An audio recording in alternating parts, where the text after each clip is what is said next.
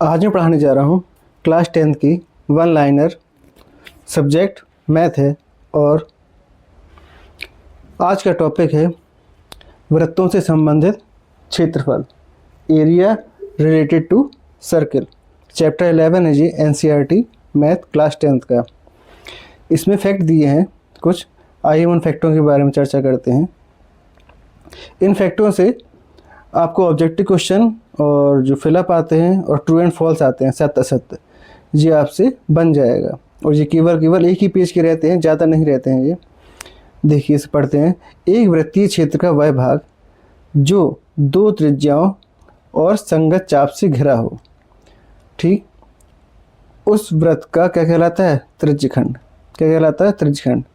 ठीक, दो त्रिज्याएं, देखिए ये अपना एक वृत्त है, इसमें उसकी त्रिज्या है, तो ये त्रिज्या हो गई एक OA और ये OB, ये वाली,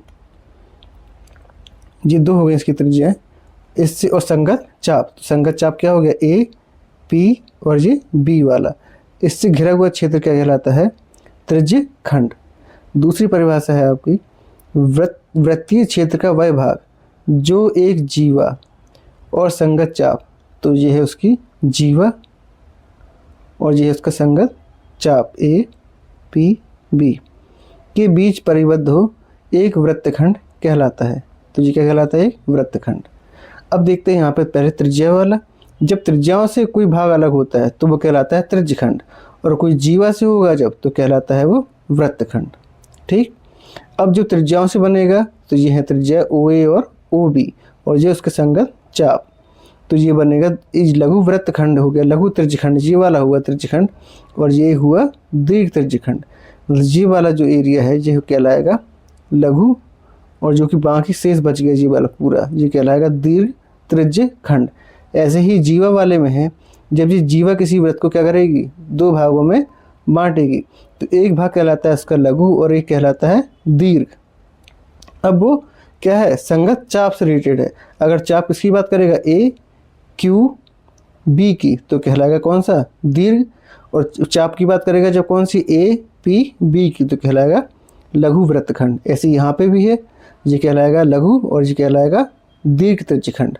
ये पेपर में पूछी जाती है, परिभाषा ही पूछी जाती है कि वृत्तखंड या त्रिज्यखंड की परिभाषा। तो यही परिभाषा है कि एक वृत्तीय क्षेत्र का वह भाग जो दो त्रिज्याओं और संगत चाप से घिरा या परिबद्ध हो, क्या कहलाता है? उसका त्रिज्यखंड। केवल याद करने की बात यह है कि दो त्रिज्याओं और संगत चाप, और इसमें होता है एक जीवा और संगत चाप, बस। ठीक, आगे बढ़ते हैं, कुछ फॉर्मूले हैं इसमें। पहला है अंशीय कोण थीटा वाले त्रिज्यखंड का क्षेत्रफल, मतलब जो केंद्र पे कोण कितने का बन रहा है? थीटा का, तो उस त्रिज्यखंड का क्षेत्रफल क्या होगा? θ/360 πr²। पहले हमको पता है कि एक वृत्त का क्षेत्रफल कितना होता है? πr²। कितना होता है? πr²। अब इसमें त्रिज्यखंड का क्षेत्रफल निकालना है, तो मतलब इस एरिया का क्षेत्रफल निकालना है अकेला, जो कि यहाँ पे क्या बना रहा है? कोण थीटा बना रहा है। तो केवल हम क्या करते हैं? किससे इंटू कर दें? θ/360 से क्या कर देंगे? गुणा कर देंगे। तो ये हमारा क्या निकाला है? त्रिज्यखंड का क्षेत्रफल। अब अंशीय कोण थीटा वाले त्रिज्यखंड के संगत चाप की लंबाई।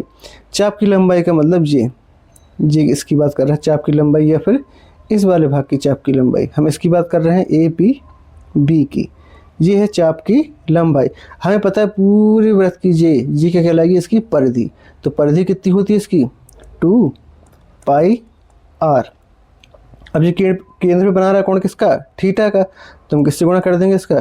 θ/360 से। तो यही लिखा है θ/360 गुणे 2πr, जहाँ r क्या है? वृत्त की त्रिज्या। तो ये किसका आ गया?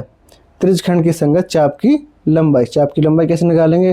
तुम्हें ध्यान रखना, चाप की लंबाई पूछेगा तो 2πr से निकलेगी, और जब क्षेत्रफल पूछेगा तो πr² से निकलेगा। केवल θ/360 का क्या करना है? गुणा, और इसमें भी θ/360 का क्या करना है? गुणा।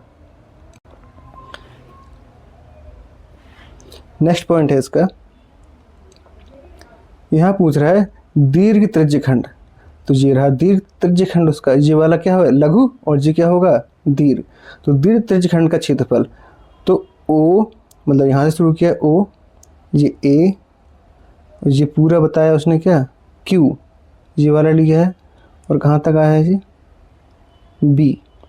ओ ए क्यू और बी, इस भाग का क्या बता रहा है जी क्षेत्रफल। जी के क्या कहलाएगा दीर्घ त्रिज्यखंड, क्या कहलाएगा जी दीर्घ त्रिज्यखंड। जी है इसका दीर्घ और ये वाला था इसका लघु। अब देखिए कितना कोण बना रहा है उसने थीटा का यहाँ पे, तो इसका क्षेत्रफल क्या हो जाएगा, पूरा क्षेत्रफल कितना होता है वृत्त का pi r square. Pi r square में से अभी अभी जस्ट पढ़ा है मैंने थीटा बटे 360 पाई आर स्क्वायर। जी किसका क्षेत्रफल होता है लघु का, ये किसका है लघु का, क्योंकि लघु पे कितना बना रहा है थीटा। तो पूरे वृत्त के क्षेत्रफल में से अगर लघु त्रिज्यखंड का क्षेत्रफल घटा देंगे तो क्या निकल आएगा दीर्घ त्रिज्यखंड का क्षेत्रफल। या फिर हम इसको ऐसा कर सकते हैं कि ये जब एंगल कितने का होता है पूरा पूरा 360 का, कितने का होता है 360 का।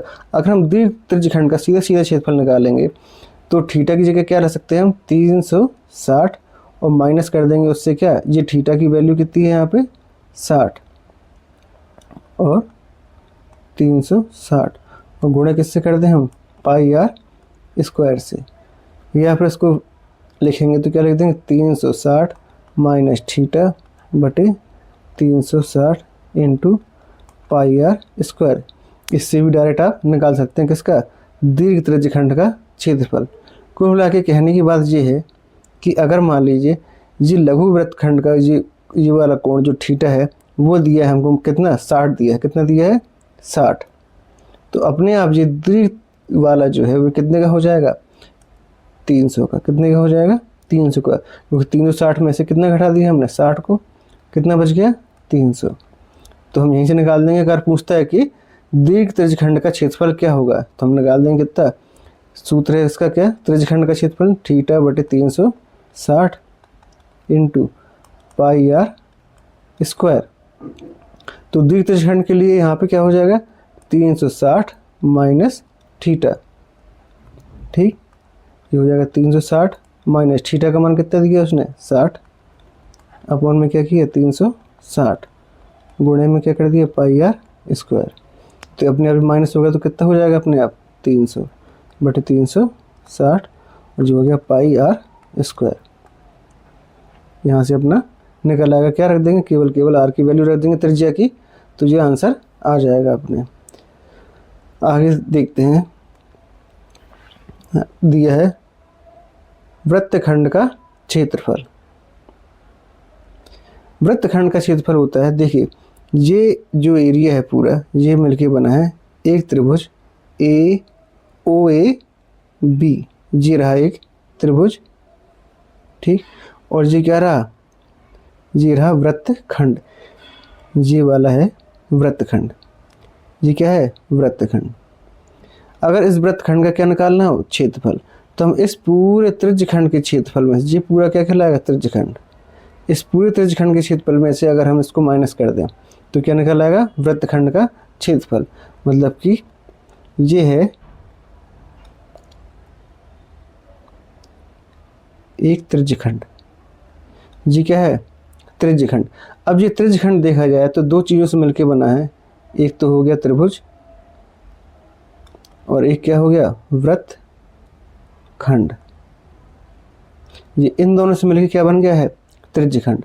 अगर हम त्रिज्यखंड के क्षेत्रफल में से ये इस त्रिभुज का क्षेत्रफल क्या कर दें माइनस, तो क्या निकल आएगा अपने वृत्तखंड का क्षेत्रफल। तो यही लिखा है वृत्तखंड का क्षेत्रफल बराबर क्या होता है संगत त्रिज्यखंड का क्षेत्रफल। मतलब कि ये इस पूरे का क्या निकाल दिया क्षेत्रफल, ये है पूरा हमारा क्या त्रिज्यखंड, ये पूरा क्या है त्रिज्यखंड, ये पूरा ये त्रिज्यखंड का क्षेत्रफल निकाल दिया। माइनस का कर दिया संगत त्रिभुज का क्षेत्रफल, मतलब कि ऊपर वाले से क्या कर दिया माइनस, ये इस त्रिभुज का क्षेत्रफल को क्या कर दिया हमने माइनस, तो क्या निकल आया अपने आप वृत्तखंड का क्षेत्रफल। अब हमें पता है त्रिज्यखंड का क्षेत्रफल होता है थीटा बटे 360 गुणे पाई आर स्क्वायर, ठीक है। और संगत त्रिभुज का क्षेत्रफल क्या हो गया, तो त्रिभुज का क्षेत्रफल लिख दिया हमने, त्रिभुज ओ ए बी का क्षेत्रफल। अब ये क्षेत्रफल अलग अलग निकलेगा, अगर 90 का कोण बनेगा तो आधार गुणे ऊंचाई क्षेत्रफल निकल आएगा, ठीक है। समबाहु बनेगा तो उसका सूत्र अलग होता है समबाहु का। तो ये जब सवाल पढ़ेंगे हम तब बताएंगे इसको ये कैसे हल करने पड़ते हैं। आगे क्वेश्चन देखते हैं, नेक्स्ट पॉइंट है इसका, दीर्घ वृत्तखंड AOB का क्षेत्रफल। अभी तो हमने निकाला किसका, लघु का निकाला, ये वाला लघु का था। अब निकालते हैं दीर्घ का।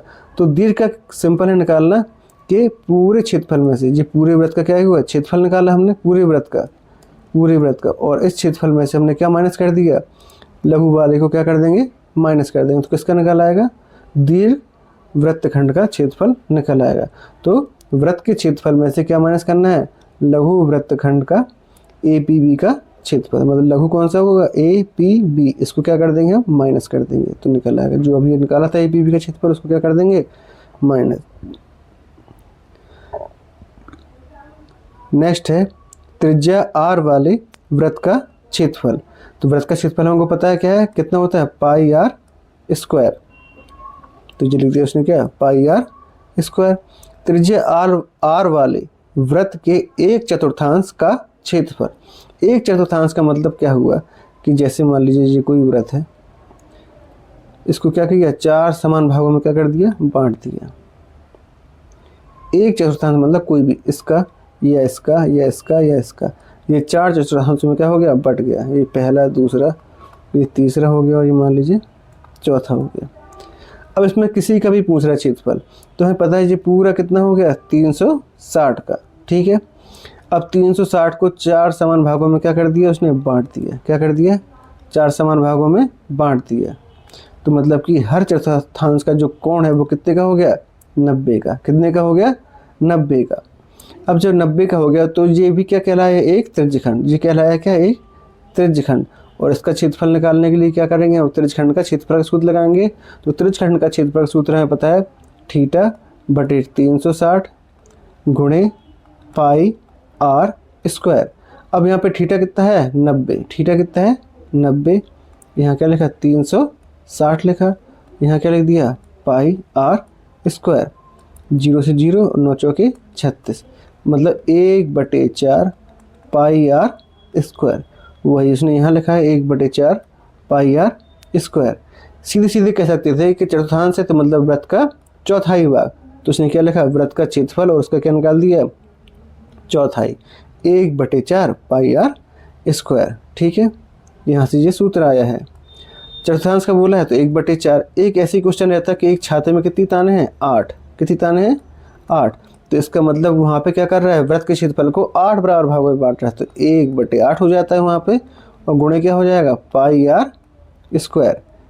कुछ ऐसी है सवाल वो वाला, छाते वाला, वो जब आएगा तब बताया जाएगा आपको।